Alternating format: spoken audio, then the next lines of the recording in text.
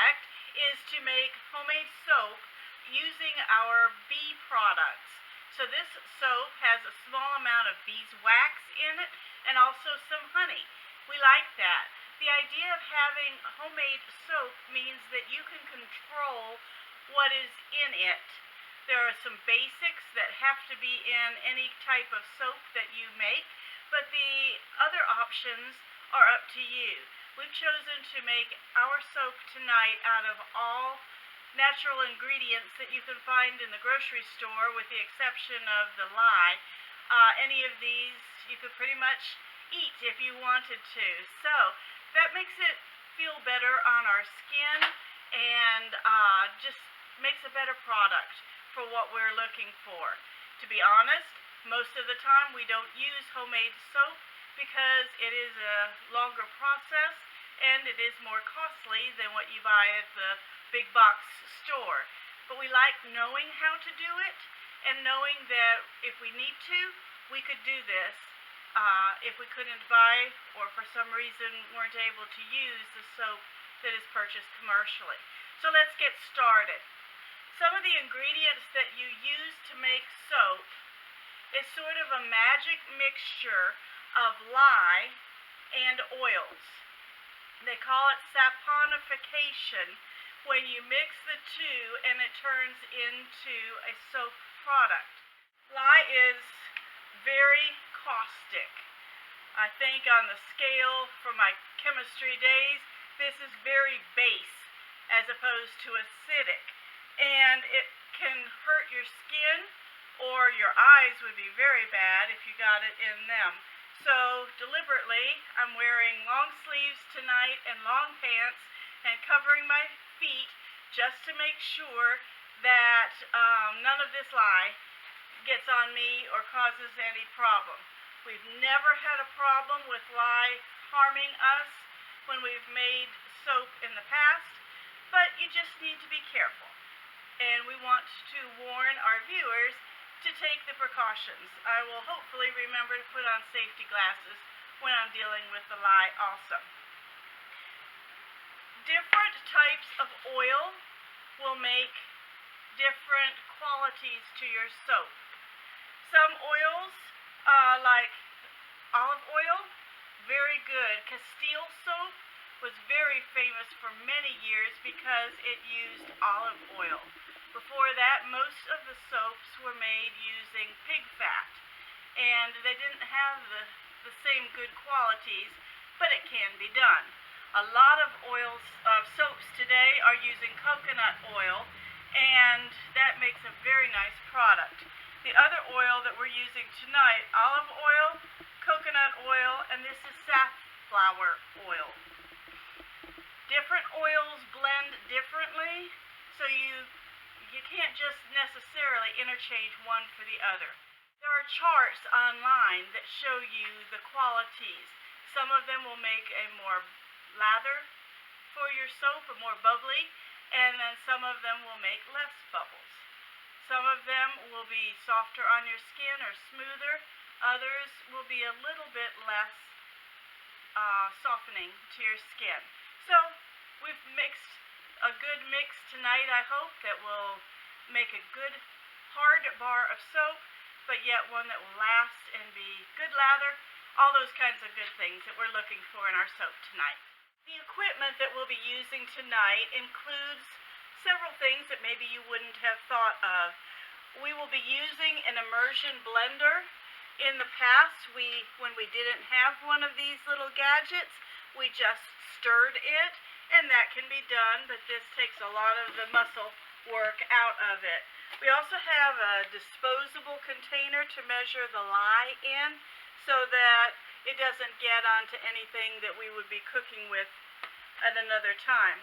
This is a scale right here. It's clear on the top so you can't see what's under it, but this scale can measure in grams, kilograms, ounces, and it also has a tare setting to it, T-A-R-E. Set some container on this scale, it will show the weight of the container.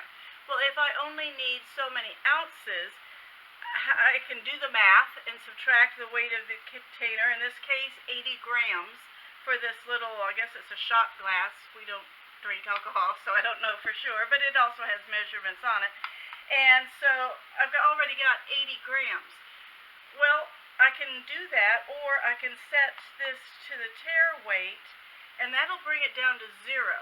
Now whatever I add to it will be just showing me the weight of the additions, and then I don't have to do the math to subtract what it was without those other ingredients.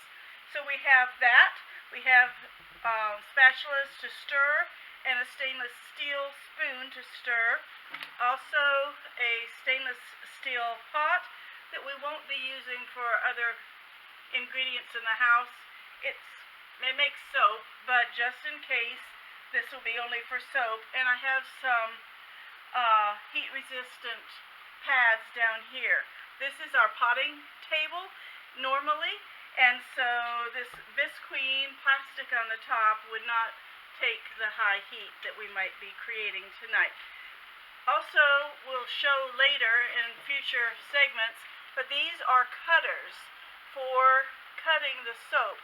This will make a nice scalloped edge to the soap pieces, and this will make just a sharp edge. Tonight I plan to use this silicone mold to form it into bars. The first thing that we need to measure is our lye. Lye is, I think, sodium hydroxide. I'll look that up and check that out for sure later. We need 111 grams. I have this scale marked to grams, and I have tared it so that it does not count the weight of the bowl itself. So let's look what 111 grams looks like. Oops, too much.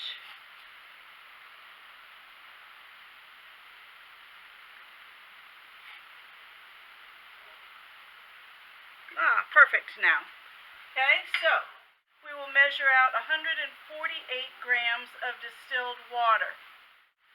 Since y'all are all watching, I'm going to try to do it as close as I can. 147, that's close enough for me. It says to put this into our stainless steel pot on a heat-resistant surface, and then add the lye. Now you don't want to breathe in the fumes. That's why in the end of January we're out here outside. The warnings are that you always add the lye to the liquid, not the other way around. Now we're going to stir this. Kevin said that you can see the steam coming off of this. It's amazing the chemical reaction when you add that water and lye to each other. Okay, that is well dissolved, so I can just let that go and cool. I have already measured out 118 grams of my water, and now I'm to add 1 tablespoon of honey. This is some older honey that we use just for cooking. I have 1 tablespoon of honey to add to this water, and what we're going to do is run it into the house and microwave it so that it will dissolve into the water and be one liquid rather than having the honey be more solid than the water. So, our recipe calls for 225 grams of coconut oil. So this is a fairly solid oil, and so this will have to be melted down, and we'll mix in the 7.2 grams of beeswax. Take this into the house and melt these down together, and then we can add the other liquid oils. We mixed our honey with the water, and it took me about 30 seconds to get it warm enough to make a good mixture. Now we melted the beeswax And the coconut oil smells so good right there. And our next step is to add the other oils. For this recipe, we are going to add a good bit of olive oil. This says 358 grams. Okay, so when I add those two values, I came up with 390 grams. And can you believe it? It is right on 390. So I'm going to add this into my melted beeswax and coconut oil. And then I'm going to remeasure and add my safflower oil. And I'm adding 177 grams of this. Right?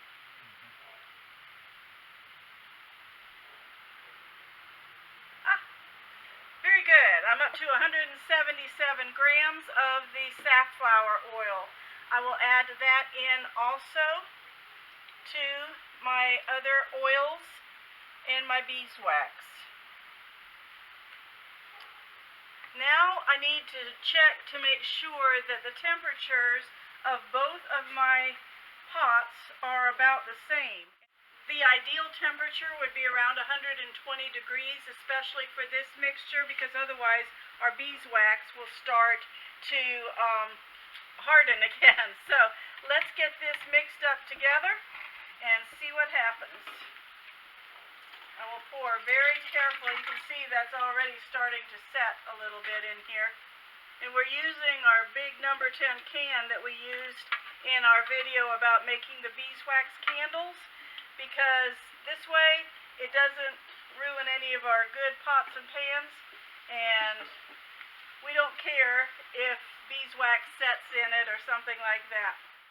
Our next step is to add the honey water to this mixture, and we're going to start mixing.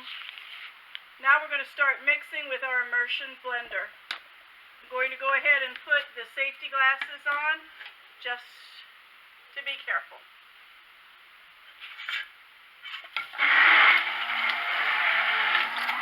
You can see that the color is changing already.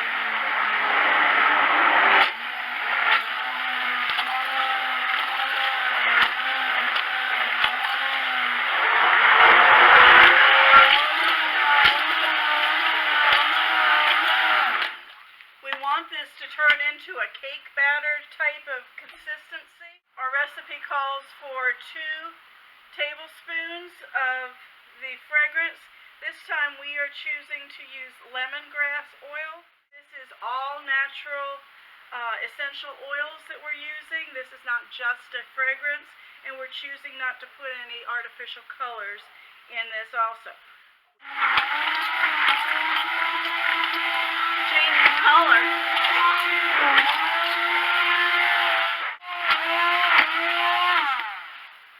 That is very good, thick cake mix style, and so I'm ready to pour this into my mold. It's almost too far gone, but it'll work. Can't waste anything. You know us, we're not wasting anything. The good thing is that when you go to do cleanup, you've got soap on everything, so it cleans up real well. See how this fits. This is my first time to use this recipe, so we'll see how it fits in our little mold here. The recipe says it will make 8 4-ounce bars.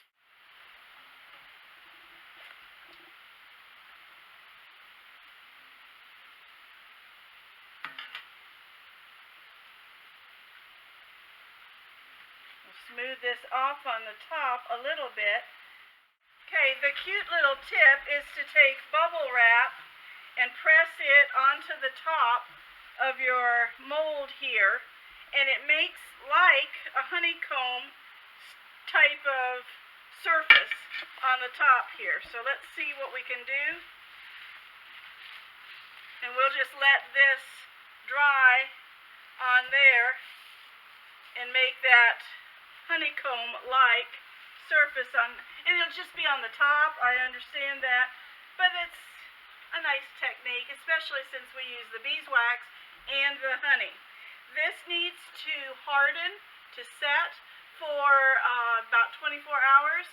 When it has hardened to the point where you can get it out of the silicone mold, then we can slice it to 8 bars, it says, and let those dry, because that way you could use them as soon as you cut them, I suppose, but they'll just melt away very quickly. This way, if you let them harden, that liquid, the water part of it, will evaporate out of them, and there will be a harder bar that will last longer. Well, it's been about 48 hours, actually, since we made up this batch of soap. This soap used beeswax and honey, so it was special to us for promoting our bee products. Hopefully this will pop right out of the mold. These silicone molds are pretty easy to handle. And this is moister than I thought it would be, so that's in some ways a good thing. For now, supposed to be able to get 8 4-ounce bars. So my idea is to sort of guesstimate half of this and use my cutter to do half, and then if I do this in half again, then I should end up with 4 slices, and they're working out to be just about 1 inch wide. What we will do now is to let these set where air can get to as many sides as possible for about a month. That will help them to dry and harden so that they will be a good hard bar of soap for us to sell and for people to use. I hope you enjoyed coming along with us for this soap making process, and it is something that you could learn to do for your homestead, just for a craft or something for gifts that you could give to people that would be a little special personal touch. If you have not subscribed to our channel, please subscribe. Check the button down at the bottom. Give us a thumbs up. Send us some comments. Perhaps you've made soap, or you have questions about making soap or where to get supplies. And until next time, thank you for joining us on Hideaway Homestead.